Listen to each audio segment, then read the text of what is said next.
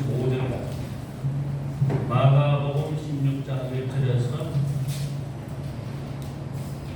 15절까지 봉독해 드리겠습니다.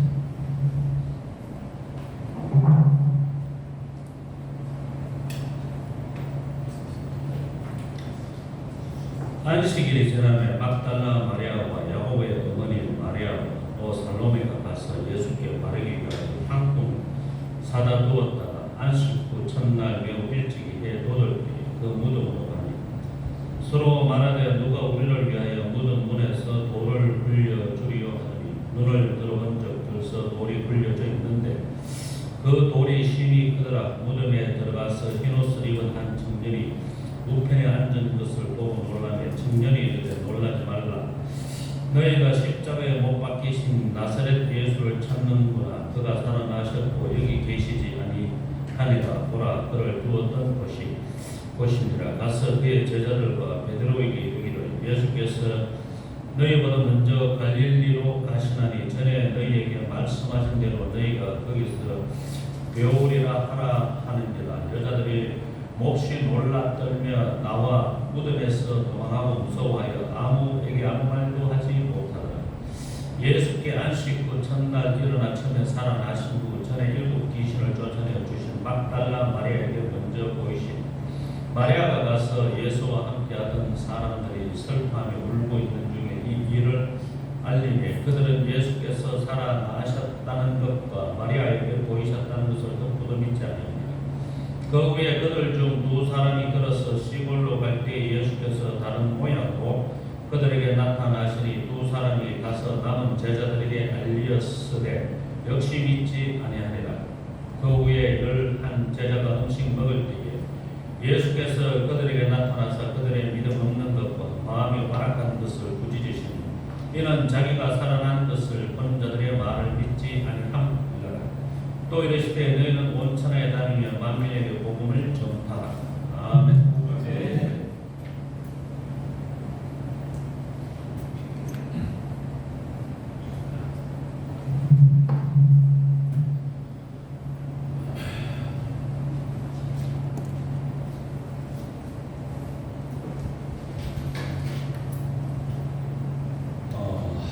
제가 다시 캄보디아 온 지가 벌써 한 4년, 5년 좀 지난 것 같습니다. 그리고 이제 그 전에 뵀던 분들이 몇 분 안 계시네요. 다 이제 처음 뵙는 그런 그새 세월이 팬데믹 때문에 저는 백신 주사가 안 맞고 그러다 보니까 출국도 못 하고 뭐 이제 그래가지고 일단 제 피는 깨끗합니다. 백신을 전혀 안 맞고 버티다 보니까 그렇게 됐어요. 그래서 사실 그간에 이제 제가 캄보디아를 제가 왔다리 갔다리 한 지가 1년, 2년 그쯤 된 것 같습니다. 그리고 이제 황경호 수교사님께서 캄보디아에 이제 파송되어 오실 때 그때 제가 한국에서 강릉에서 개척을 시작을 했고 그렇게 됩니다. 그래서 개척한 지는 18년째인지 19년째인지 그렇게 되는 것이죠. 그래서 저는 이제 다시 캄보디아에 가기가 어렵지 않을까 이제 그런 생각을 많이 했었어요. 일단은 경제적인 상황 자체가 이제 옛날 같지 않았습니다. 옛날에는 뭐 카드로 빚도 내고 뭐 돈도 받고 이러다 보니까 나중에는 이제 신용 불량도 되고 그러다 보니 더 이상 이제 숨이 막혀서 버티지를 못하니까요. 그래서 여러분들 어떻게 생각하시는지 모르지만 빚을 내서 무슨 선교를 하느냐 저는 그것도 옳다고 생각합니다. 왜냐하면 왜 우리가 차 살 때도 빚을 내고 그죠? 집을 살 때도 빚을 내고 맞죠? 네. 심지어 돈이 없으면 병원에 갈 때도 빚을 내고 빚내가 자기 일은 해도 하나님이 일은 할 수 없다. 그거는 저는 생각이 잘못됐다 생각해요. 그래서 어쨌든 그래서 빚도 뭐 이제 많이 지고 이랬지만은 그게 다 지나간 세월 동안에 또 하나님께서 또 많은 것으로 갚아주셨고 그래서 어쨌든 뭐 다시는 이제 오기 힘들지 않을까 이렇게 생각을 했지만은 우리 회장님이 저한테 와주면 좋겠다고 이렇게 말씀을 해주셔서 또 그래서 상당히 고민을 했었는데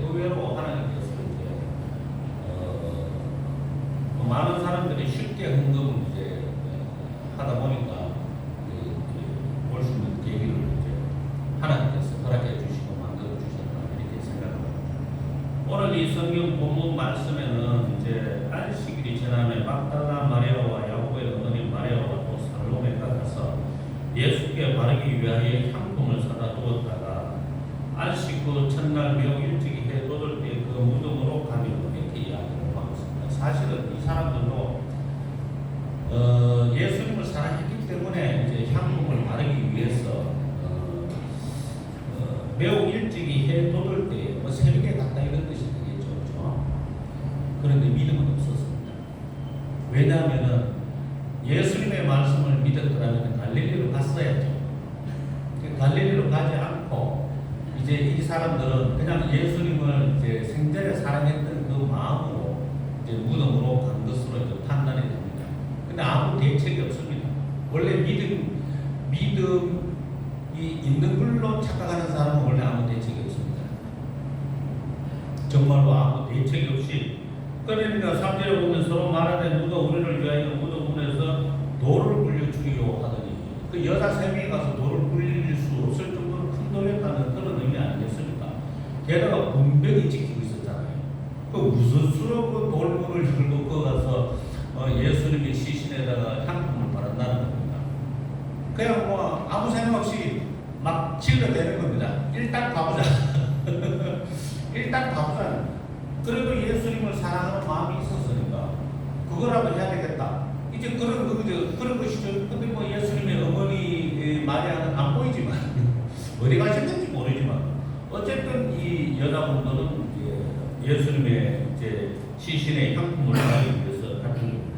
가보니까 돌이 굴러져 있는데 그 돌이 실이 컸습니다. 그래서 천사로 이제 추측이 되는 청년이 이제 갈릴리로 가시나니 전에 너희에게 말씀하신 대로 너희가 다 거기서 배우리라 이렇게 이야기 또 말씀을 전해 주셨단 말입니다. 근데 여자들이 몹시 놀라 떨며 나와 무덤에서 도망하고 무서워하여 아무 얘기 아무 말도 하지 못하더라. 이게 말하자면 기가 막힌 상황에 닥치면은 기도도 안 되는 게 있지 않습니까? 기가 막힌 상황에 닥치면 의의가 없어가지고 한마디 말도 입에서 안 나오는 것. 기도를 해야 되겠다는 것은 알겠지만 정든 기도가 안 되는 그런 그야말로 이제 캄캄 절벽에 부딪히는 그런 순간이 될 수가 있는 것이죠. 그래서 마땅히 일발을 알지 못하나 성령께서 말할 수 없는 탄식으로 너를 위해서 간구하시라는 이런 이야기를 하셨지 않습니까? 그래서 어쨌든 예수께서 이제 안식 후 첫날 이른 아침에 살아나신 후 전에 7 귀신을 쫓아내어 주신 막달라 마리아에게 먼저 보이시기라고 했습니다. 그래서 예수님께서 부활하셔서 제일 먼저 만난 사람은 7 귀신 들린 막달라 마리아. 여러분 귀신 들린 사람 보셨습니까? 7 귀신 들렸으면 군대 귀신 들린 사람은 무덤에서 쇠줄도 끊고 그래서 거기서 칭칭 웃겨 살았는데 7 귀신쯤 들렸으면 무슨 짓 하고 다닐까요? 여러분들처럼 얌전히 앉아 있을 수 있을까요?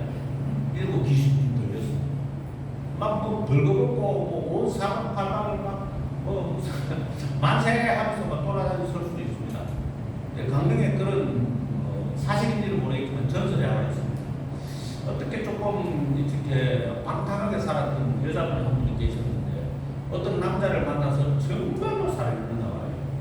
근데 이 남자분이 이 여자의 과거를 나중에 이제 알게 되어서 내가 더 이상 너랑 사귈 수 없다. 헤어지자. 이렇게 했거든요. 그랬더니 이제 이 여자분이 그 충격에 자기는 정말 방탕한 마음에서가 아니라 진심으로 사랑했는데 자기의 몸과 마음을 가득하게 채워주던 그 손석구의 그 나의 해방일지에 나오는 그 대사죠, 그죠? 그 여자 주인공이 나는 지금까지 몸과 마음이 채워진 적이 단 한 번도 없어. 그러니 당신은 나를 추앙하세요. 사랑으로는 안 돼요. 추앙하세요. 이렇게 하는 장면이지 않습니까? 그래서 어쨌든 이 여자분이 이제 뭐 추앙을 했는지 했는지 모르겠지만은 정말 정신이 패가닥 돌아가지고 옷을 다 벗고 벌거벗은 채로 그 남자하고 버스 타고 이렇게 놀러 갔던 데를 막 도로를 헤매는 거예요. 물론 뭐 나중에 뭐 잡혀가지고 정신적으로 끌려가기는 했지만 그런 전설이 있습니다. 그러면 7 귀신 들린 막달라 마리아도 좀 유사하지 않았을까요? 좀 유사하게. 그래서 사람들이 봤을 때는 막달라 마리아의 이미지가 어땠을까요? 참 그 과거를 알고 있는 사람이라면 추하고 비참하고 더럽고 그죠? 가까이 하기 싫고 같이 앉아 있는 것만으로도 닭살이 돋는 그런 거지 않습니까? 그런데 그런 사람 앞에 부활하신 예수님이 제일 먼저 나타났다. 어떻게 생각하십니까? 부활하신 예수님께서 아르마다 요셉에게 나타나신 것도 아니고 베드로에게 나타나신 것도 아니고 그죠? 그레데 시몬에게 나타나신 것도 아니고 네가 내 십자가 들어줬잖아. 뭐 그런 것도 아니고 그야말로 다른 사람들한테 손가락질을 받는 그 여자한테 제일 먼저 나타나신 이유가 뭐라고 생각하십니까? 저는 이 집에 있어서 막달라 마리아가 말씀에 대한 믿음은 없었지만 예수님을 정말로 진심으로 추앙을 했다. 정말 숭배했다. 진심 어린 마음으로 사랑을 했다. 예수님께서 크고 첫째 되는 계명에 대해서 말씀하신 것처럼 그 막달라 마리아가 가지고 있는 그 사랑 때문에 예수님께서는 막달라 마리아가 먼저 나타나셨다. 저는 그래서 나의 사랑을 간절히 찾는 자가 나의 사랑을 입어내라고 말씀하셨지 않습니까? 그래서 또 막달라 마리아와 관련된 얘기 중에 하나는 향품을 300데나리온을 되는 향품을 부었다는, 물론 그 향품을 향유를 부은 마리아는 최소 2명 이상이 등장을 하지만 그 중에 하나가 막달라 마리아로 제가 알고 있는데 어쨌든 그렇습니다. 근데 그 다음에 이제 그 후에 그들 중 2사람이 걸어서 시골로 갈 때 예수께서 다른 모양으로 그들에게 나타나시니 2사람이 가서 남은 제자들이 알렸을 때 역시 믿지 아니하니라 했고, 이제 어쨌든 10절 11절에도 마리아가 가서 예수와 함께 하던 사람들이 슬퍼하며 울고 있는 중에 이 일을 알리며 그들은 예수께서 살아나셨다는 것과 마리아에게 보이셨다는 것을 듣고도 믿지 아니하니라. 만약에 베드로가 봤다면 좀 다를 수도 있는데 그렇죠? 베드로가 제일 먼저 만났다면은, 그래서 그 소식을 전했다면은 다를 수도 있잖아요. 근데 하필이면 막달라 마리아. 그럼 여기서 예수님의 의도는 뭐라고 생각하세요? 베드로도 아니고 뭐 이렇게 권위 있고 뭐 권세 있는 그런 사람이 아닌 막달라 마리아. 막달라 마리아가 전한 말을 더 보게 되죠. 여기서 하나님께서는 사람은 외모로 판단하나 이렇게 말씀하고 있죠. 그런데 사실은요, 외모가 중요한 게 아니고 말씀입니다. 그래서 예수님께서 이제 14절에 그 후에 11제자가 음식 먹을 때 밥이 목구멍으로 넘어가는가 봐요. 밥이 목구멍으로 넘어갑니까? 지금 며칠 됐다고요. 아니 예수님이 십자가에서 비참하게 죽으신 지 며칠 됐다고요. 3일이나 됐겠습니까? 4일이나 됐겠습니까? 밥이 목구멍으로 넘어가냐고. 이게 그 음식 먹을 때 하여간 이 제자분들은 저 철딱서가 좀 없으신 것 같아요. 뭐 천국에서 내가 하는 말을 들어봐야 뭐 화를 내지도 못하시겠지만 천국에서 화내는 게 있을 수 없잖아요. 그죠? 예, 그래서 저는 욕을 해도 됐거든요. 그들의 믿음 없는 것과 마음이 완악한 것을 꾸짖으시니 했습니다. 그러니까 그들이 뭐라고 해요? 믿음이 없다고 얘기했습니다. 자기들은 있다고 생각했겠죠. 그래서 예수와 함께 죽으리라고 결심을 했겠죠. 자기들의 믿음이 있다고 착각했으니까.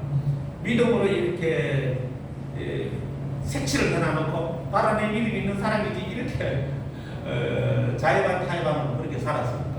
근데 막상 그런 일이 닥치니까 이제 도망가기 바빴고, 그러고는 또 예수님께서 갈릴리로 가신다고 이야기하시니까 새카맣게 잊어먹고, 그 다음에는 또 슬퍼하기만 하고 전하는 말을 전혀 믿지 않고 있었습니다. 그래서 믿음이 없다는 것에 대해서 이제 예수님은 꾸짖으십니다. 그들의 본질이 믿음이 없었던 겁니다.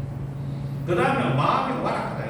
마음이 이제 고집스럽게 완고하다. 그런 뜻 아니겠습니까? 남의 말을 죽어도 안 듣는다. 지 말만 장대이다.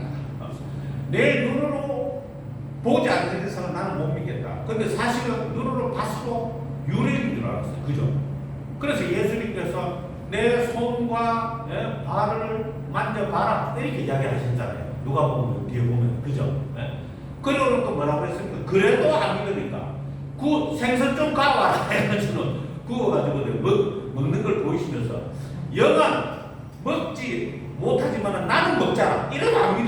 제발 좀 믿어다오. 내가 다시 살아남는 걸. 이렇게 믿음에 대해서 간청을 하실 정도로 제자들이 눈으로 봐도 못 믿는 겁니다. 말씀을 믿지 않으면 눈으로 본다고 해서 믿는 게 아닙니다. 눈으로는 백날 봐도 소용없습니다. 그래 출애굽했던 이스라엘 사람들이 눈으로 얼마나 많은 기적을 봤습니까만 그 기적이 무슨 의미가 있어요? 돌아서서 또 불패하고 돌아서서 뭐 우상 숭배하고 돌아서서 이상한 짓 하고 애굽에서 가지고 나온 우상들을 여호수아가 죽을 때까지 버리지 않고 저거 집에 꽁꽁 숨어나고 있다. 예? 그래서 여호수아가 나중에 고별 설교할 때 나와 우리 집은 여호와를 섬기겠노라 이렇게 이야기했잖아요. 니들은 마음대로 해라. 나와 우리 집은 여호와를 섬기겠노라 이렇게 이야기할 정도로 이 사람들은 하나님의 기적을 눈으로 봐도 하나님의 역사를 눈으로 봐도 동물로 땡겼습니다. 사람이 그렇습니다. 사람이 굉장한 어떤 그런 이성적으로 굉장히 뛰어난 탁월한 정신력을 가지고 있을 것 같지만 전혀 그렇지 않습니다. 그런데 어쨌든 예수님께서는 이렇게 마음이 완악하고 그리고 믿음이 없는 사람들에게 무슨 말씀을 전하시냐 하면은 또 이르시되 너희는 온 천하에 다니며 만민에게 복음을 전파하라 이렇게 말씀하셨습니다.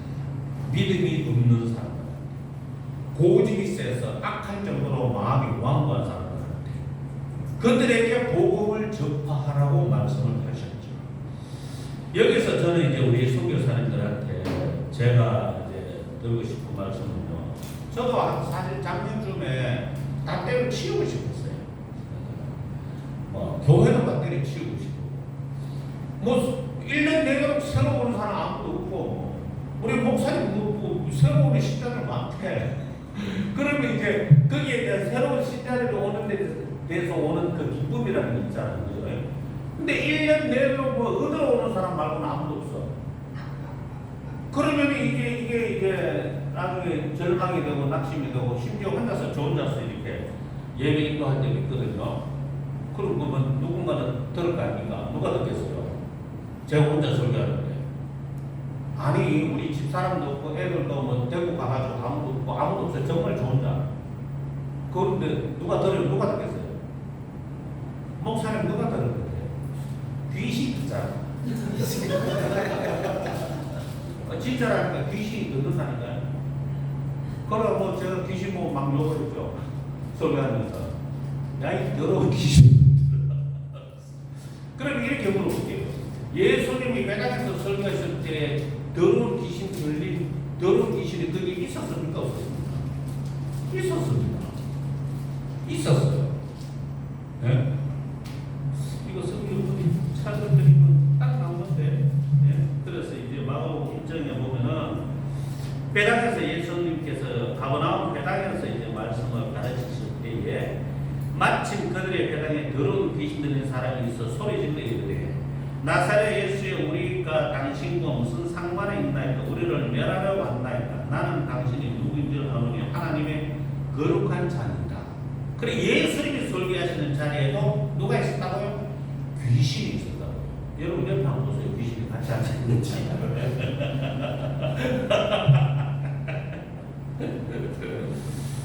그래서 뭐 그렇게 이제 혼자서 이제 뭐 귀신 보고 이제 뭐 천사도 뭐 계실 거지만 어쨌든 뭐 설교하고 뭐 그렇게 했었는데 정말 낙심천만이 되더라고요. 게다가 이런 거 있지 않습니까? 저는 뭐 한국에서도 목사님들하고 공부를 많이 해요. 많이 하는데 이거 암만 가르쳐도 목사님들하고 뭐 저희 교회에서 혹은 또 이제 전화로 이렇게 공부한 거 벌써 10수년이 됐는데 10년이 넘는 동안에 한마디도 안 들어가는 사람도 있어요.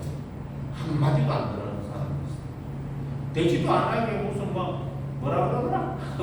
하나님이 사람처럼 생겼다고 끝까지 고집을 부르는데 하나님이 사람처럼 생기면 뭐 콧구멍도 있고 뭐 눈구멍도 있고 뭐 다 있단 말이야 하나님이. 그럼 성경에 하나님은 형상이 없으시다고 하는 건 뭔데 도대체? 또 뭐라 그래요? 또 천사가 무슨 뭐 남자가 있고 여자가 있고 어디서 신앙을 배우는지 그런 소리를 하시는 분들. 또 어떤 분은 또 나이 드신 분이야. 어떤 분은 여기 장로교수 목사님 보이죠? 그분은 또 감비교 목사님. 천국에 시계가 있다는 거예요. 시계. 그래서 하나님께서 얘들아 10시까지 모이라 그러면은 다 시간 보고 와야 한다. 머리 아파 죽겠대. 또 성경이 어떤 또 연세 많으신 목사님은 옛날에 부흥사 때 그런 얘기 했지 않습니까? 천국에 상금 얘기하면서 아파트 준다고요. 예? 그 옛날에 브라질에 펩시 콜라인가? 콜레.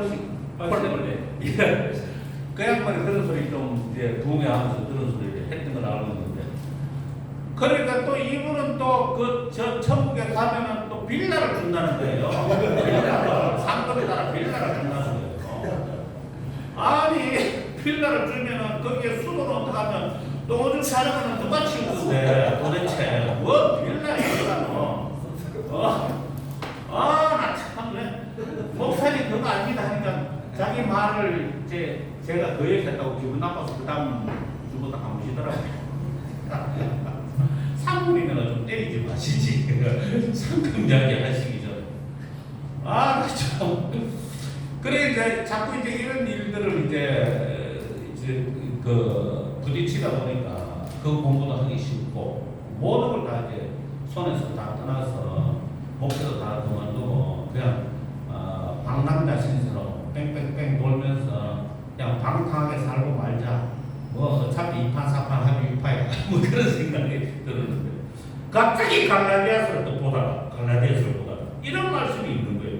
야 이것도 이제 목사님들하고 이제 갈라디아서 이제 독해 공부를 성경 독해도 같이 하거든요.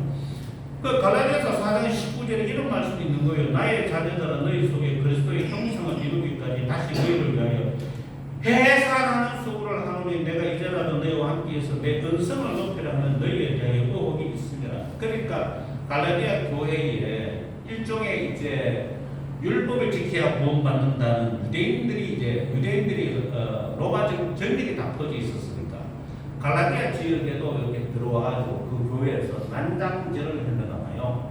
그러니까 바울이 전한 순수한 복음에 더하기 율법을 지켜야 구원을 받는다는 식으로 이야기를 안식교하고 비슷하죠. 그런 식으로 이렇게 이야기를 하는 것에 대해서 이제 4장에서 쭉 이야기하다가 이제 갈라디아 지역에 있는 교회들이 그런 위기 상황에 빠지니까 너희 속에 그리스도의 형상을 이루기까지 다시 너희를 위하여 해산하는 수고. 그러니까 해산하는 수고 얼마나 힘들어요. 저는 뭐 이통, 치통, 뭐 치질통, 모든 통증은 다 겪어봤지만 이게 해산하는 통증은 제가 겪을 수 있는 게 아니잖아요. 예? 그래서 얼마나 그게 고통스러운지 모르지만 다시 해산한다 그러면 새로운 신생아를 낳는 게 아니잖아요.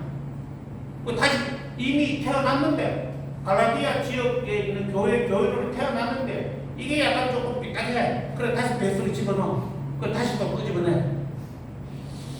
이게 이렇게 되면 얼마나 진짜 고통스럽고 힘들까. 바울 자신이 개척했던 교회들마다 문제없는 교회는 데살로니가 지역에 있는 교회 말고는 모든 교회가 다 문제 있어요.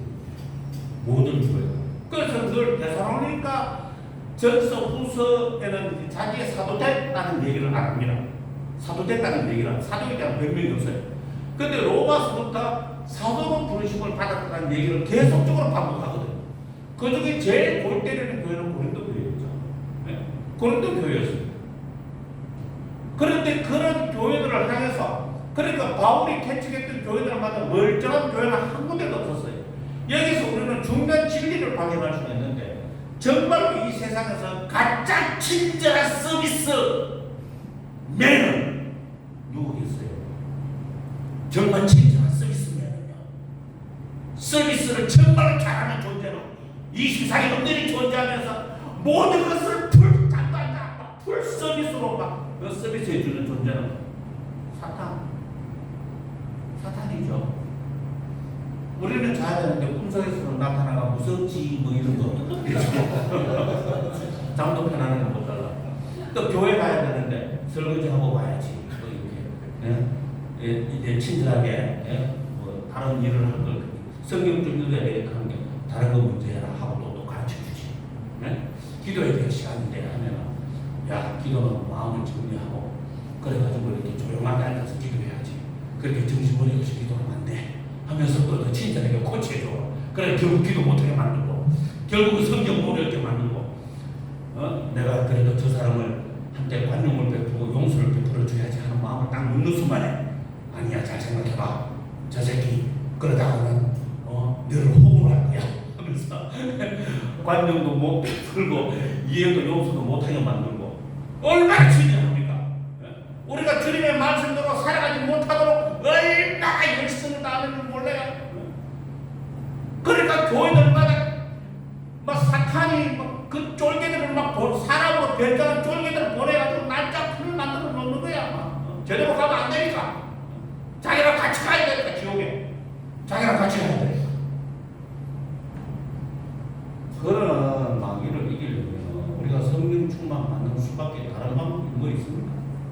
저는 없다고 생각합니다. 우리가 성령 충만 받는 것 이외에는 마귀를 이길 방법은 아무것도 없습니다. 인간적인 힘과 능력과 노력과 열성으로 안 되죠. 대만처럼 세상을 사랑하여 대만은 나를 버리고 갖고 이렇게 됩니다. 게다가 마가도 그랬잖아요. 마가도 이제 바울을 버리고 저 터키 쪽으로 이제 전도하러 가려고 하니까 아무래도 터키 쪽이 무섭거든. 거리도 멀고 산적도 많이 나타나고 이러고 무섭거든. 그래가지고 바울이 마가를 데리고 가지 않으려고 했다가 바나바가 설득을 해가지고 다시 마가를 데리고 갔잖아요. 그리고 마가가 처음에는 안 가려고 했다가 나중에는 반성하는 거죠. 마가와 바나바는 이제 지중해 그리고 지금의 시리아 바다에 있는 구브로 섬의 대다수의 제사장의 지분을 가지고 있는 마가가 부자였죠. 바나바가 엄청난 부자였죠. 그래서 마가는 예루살렘에 와서 120 문도들이 기도할 수 있는 그런 엄청난 저택을 짓고 살았으니까. 그러니까 이렇게 호사에 겨운 사람이 전도하려고 터키 그 무서운 지방을 지나가려고 하니까 가기 싫은 거지. 고마워. 그래서 안 가려고 했던 것이죠. 그런데 다시 원점으로 돌아와서 해산하는 수고 이게 우리한테 필요한 거예요. 목회하는 사람한테 선교사님들한테도 꼭 필요한 거예요. 현지들 한번 생각해 보세요. 요것들 제가 현지들 본 지 22년, 23년 됐을 거 아닙니까? 요것들 참 이게 생선을 치면은 맛깔이 하나도 없는 생선이고 현지는 아니지. 좀 믿을만 하면 되신데 좀 뭐 맡기만 하면 딴 데 가버리고 얼마나 몇 빠집니까? 또 뭐 어디서 또 뭐 이상한 것도 뭐 구원파나 신천지나 들어가고 하면 그거 홀라당 가라 소리 나는데 지 혼자 홀라당 나가지고 또 그거 가서 할렐루야 아멘 하면서 꼴깍거리고. 그러니 이런 사람들을 어떻게 하면 좋겠냐? 그럼 버립니까 그러면? 그런데 바울은 버리지 않고 다시 해산하는 수고를 감당한다고 했거든요. 얼마나 힘이 들겠습니까? 그리스도의 형상을 이루기까지 다시 해산하는 수고를 감당하려고 하면 그 당사자는 얼마나 고통스럽겠나요? 내가 가르쳤는데, 내가 복음을 전하고 교회를 개척했는데, 그랬던 교회가 엉망진창이 되고 사람들이 전부 다 망가지고 이상한 진리를 전하면은 뒷구멍 막혔는지 잘 듣지도 않았다가 이상한 소리 하면 어떻게 그렇게 잘 듣는지. 희한해, 사람들이 희한해. 이달에 와서 몇 마디 싹 하면 홀라도 다 넘어가거든. 그래서 목사님 똑바로 걸 가르쳐줘도 안 들려. 뭐라고? 안 들려. 이렇게 하라. 그래도 우리는 예수님의 본을 받아야 된다고 저는 그렇게 생각합니다. 예수님께서 하루는 누가복음 20장에 하루는 예수께서 성전에서 백성을 가르치시며 복음을 전하셨어요. 대제사장들과 서기관들이 장로들과 함께 가까이 와서 말하여 이르되 당신은 무슨 권위로 이런 일을 하는지 이 권위를 준 이가 누구인지 우리에게 말하라. 이렇게. 그러니까 예수님께서는 마태복음에 나온 말씀처럼 가르치시고 복음을 전하시고 치유하시고 이걸 예수님의 삼중사역이라고 그러지 않습니까? 이걸 항상 하셨어요. 그러니까 바울도 뭐 돈이 없어가지고 어디 가서 못하니까 장막 일을 하면서 밤에는 가르치고 전하고 치료하고 일을 계속하는 거예요. 그럼 당연히 우리에게 주신 사명도 뭡니까?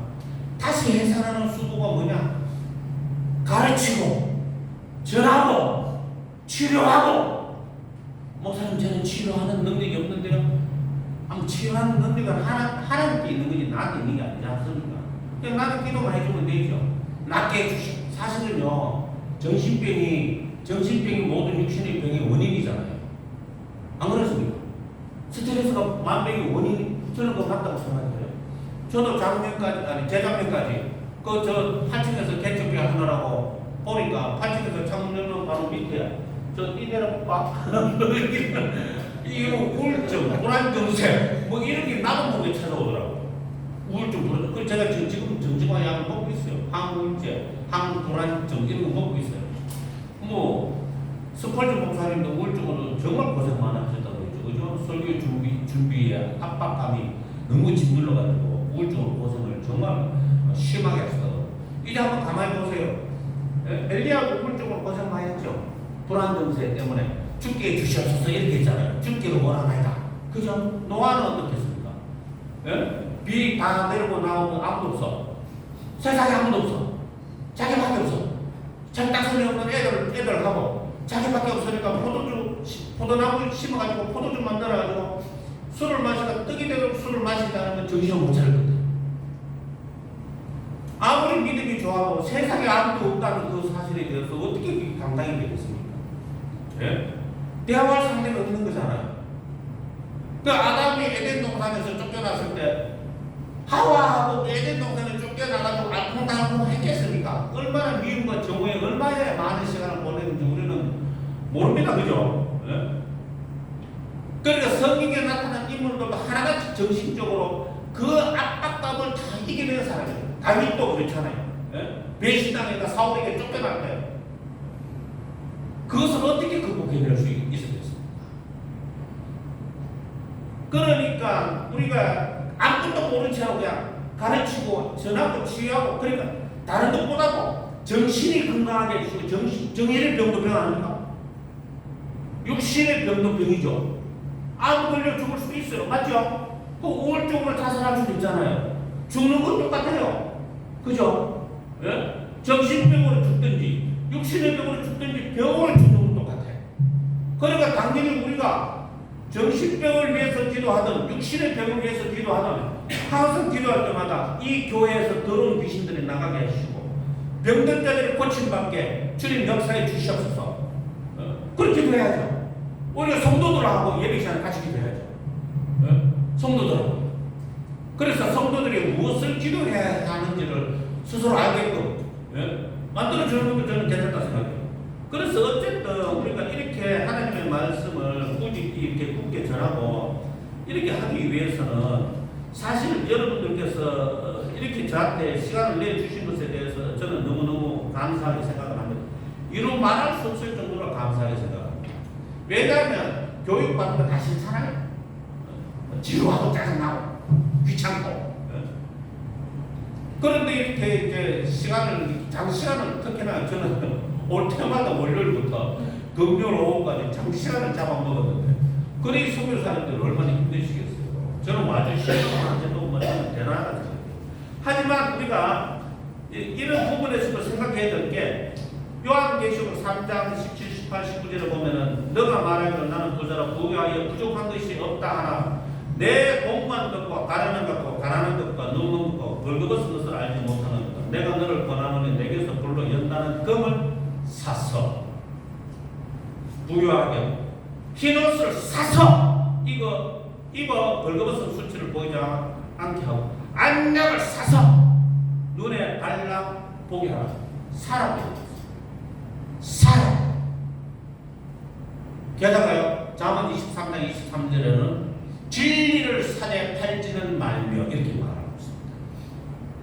지혜와 총명도 그럽니다. 그러니까 진리와 지혜와 총명은 돈 주고 사야 돼요. 아니면 시간 주고 사든지 대가를 지불하지 않고 남을 가르칠 만한 것이 나한테서 저절로 막 생긴다고 아닙니다. 그건 아닙니다. 그건 아니라고요. 돈 주고 사야 돼. 시간 주고 사든지 돈 주고 사든지 대가를 지불해야 이 말씀의 진리가 내 속에 풍성하게 있어야 뭐라도 가르칠 수 있을 거 아닙니까? 내 안에 들어있는 게 없으면 현지인들한테 뭘 본질적으로 핵심을 가르칠 수가 있겠습니까? 그렇지 않겠습니까? 그래서 이렇게 귀한 시간을 함께 해주신 우리 소교사님들한테 너무 감사하고요. 아무쪼록 이제 마지막 시간까지 정말 저한테도 여러분한테도 유익한 시간이 되었으면 좋겠습니다. 하나님 감사합니다. 오늘도 은혜를 베풀어 주셔서 감사합니다. 주의 귀한 말씀 앞에 이렇게 저희들